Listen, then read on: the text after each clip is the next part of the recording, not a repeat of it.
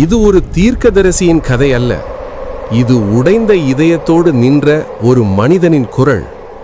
யூதா தேசம் பாவத்தில் மூழ்கியது.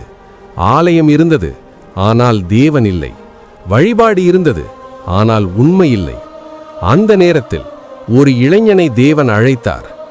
கருவில் உருவாக்கும் முன் உன்னை அறிந்தேன், ஜாதிகளுக்கு தீர்க்கதரிசியாக நியமித்தேன். அவன் பயந்தான். நான் சிறுவன்.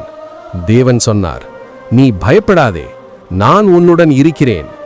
எரேமியா எழுந்தான். அவன் வார்த்தை மென்மை இல்லை, அது நெருப்பு, அது சுத்தி. மனந்திரும்புங்கள், இல்லையெனில் பாபிலோன் வரும்.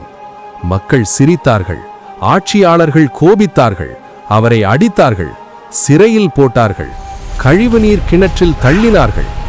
இருள், தனிமை, அழுகை. அவன் சொன்னான், இனி நான் பேச மாட்டேன். ஆனால் தேவனுடைய வார்த்தை அவன் எலும்புக்குள் நெருப்பாய் எரிந்தது. அவன் மௌனமாக இருக்க முடியவில்லை. பிறகு கிமு 586 பாபிலோன் ராஜா நேபுகாத் நேச்சர் வந்து எருசலேம் நகரை அழித்தான். நகரம் எரிந்தது, ஆலயம் சிதறியது, மக்கள் சிறைப்பிடிக்கப்பட்டார்கள். எரேமியா சொன்னது நடந்தது. ஆனா கேளுங்கள், அவன் தீர்ப்பு மட்டும் சொல்லவில்லை, அவன் நம்பிக்கை சொன்னான். நான் உங்களோடு புதிய உடன்படிக்கை செய்வேன், உங்கள் இருதயத்தில் என் நியாய பிரமாணத்தை எழுதுவேன். தீர்ப்புக்குள் கிருபை, அழிவுக்குள் வாக்குறுதி.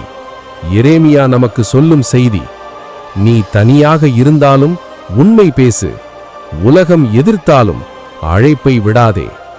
தேவன் கொடுத்த நெருப்பு உன் உள்ளத்தில் எரிந்தால் உலகமே அதை அணைக்க முடியாது.